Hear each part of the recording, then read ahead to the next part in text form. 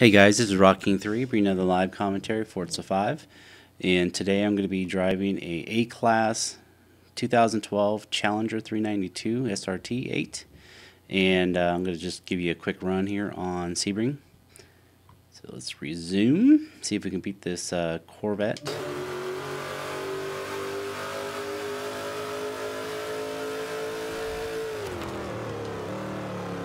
As you can see, it's doing what a muscle car should do. It's go fast, be heavy, and hard braking. And too hard of braking there. Locked them up.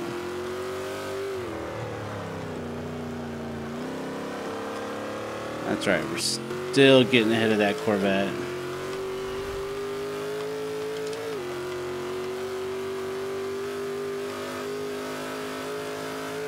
Before I put the parts and tunes out here, I'm going to look at that brake balance and see what's wrong with it. I've locked them up a couple times, and I think it is a problem. And it might just be that it's so heavy, and the longer brakes, it just does that. But I need to get that balanced out a little bit better.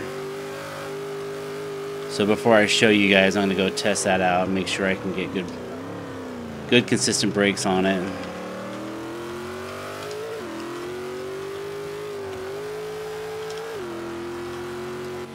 I'm still ahead of it.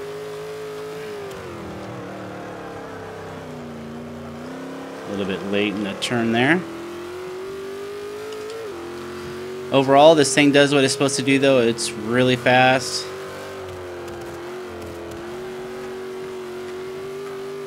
And it's just a little bit heavy. But it does really good on these tracks that have some, spots where they can take advantage of the horsepower. Should be able to pull away from that guy a little bit. We're not putting down any huge times here, but should be good enough for right now. Show you what I want you to see. That is just a turn I am not good at. There we go. Got out of it. Alright, we broke into the 211s. Not too bad. Alright, we'll see you over in the parts bin. Alright, we're back in the parts bin. So I went and did fix my brakes. I changed the pressure on that. And I ran a test lap. And I ended up it was like a 209. It was like 496 or something like that. When I looked at the leaderboard, it was in the top 250. So I'm pretty happy with that. I just ran 2 more laps trying to fix my brakes. But let's go through the parts here. This is a pretty fast car already, 666 horsepower. So we definitely have some changes that we've made, because that is not a stock 666. So there's 140 horsepower right there, and that was for 24 PI, so that was a really big bargain.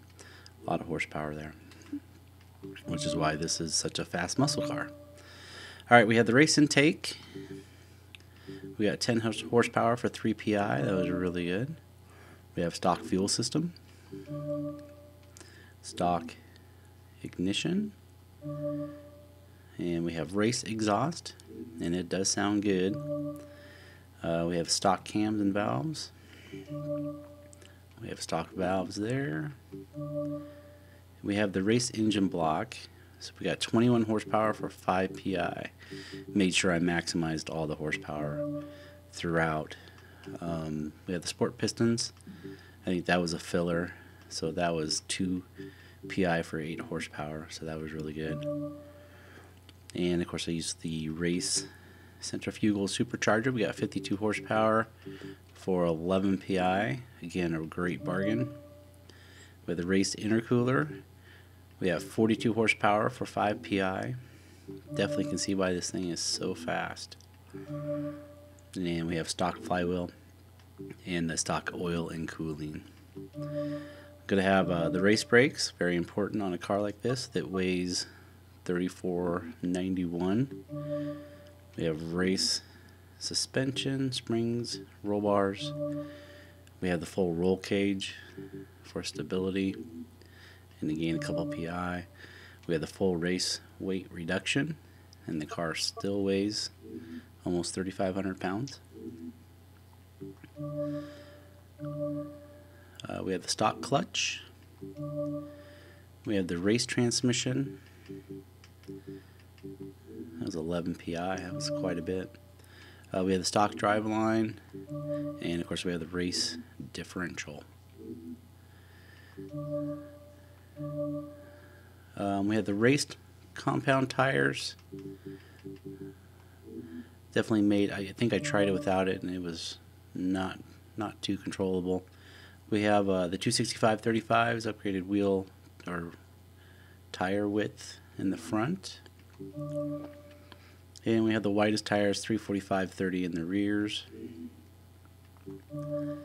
And I used actually I think these were lighter rims, the originals, but they are the heaviest wheels you can buy in the game. You can buy an equivalent if you would like. I have full rim width in the front. We upgraded that rim size, and we did full rim upgrade in the rear. I will have both front and rear aero on this car. And that is it for the parts. Get you to 700. Alright, let's see what the tune is. My standard 29 tire pressure. This was a pretty good speed. This one has a good top speed. I think I was getting about 186. And it had a few miles left to go, but it was going pretty quick. Standard muscle car, 54% in the front, so we got negative 2.1 front camber and a negative 1.8 rear camber, 0.1 on the toe, and the front caster is at 5.8. Anti-roll bars in the front are 29.62 and 23.86 in the rear. That's pretty standard for muscle cars, a little bit stiffer than usual, but I didn't want a lot of nosedive. Springs are going to be a little bit heavier, but it is a heavier car. Again, I take the 3,500 and I divide it by, what do I divide it by? Divide it by 9? I don't even remember.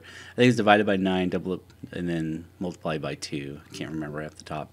But 991 in the front and 942.4 in the back. I left the right height kind of even. That's kind of the way it came. 4.7 and 4.1.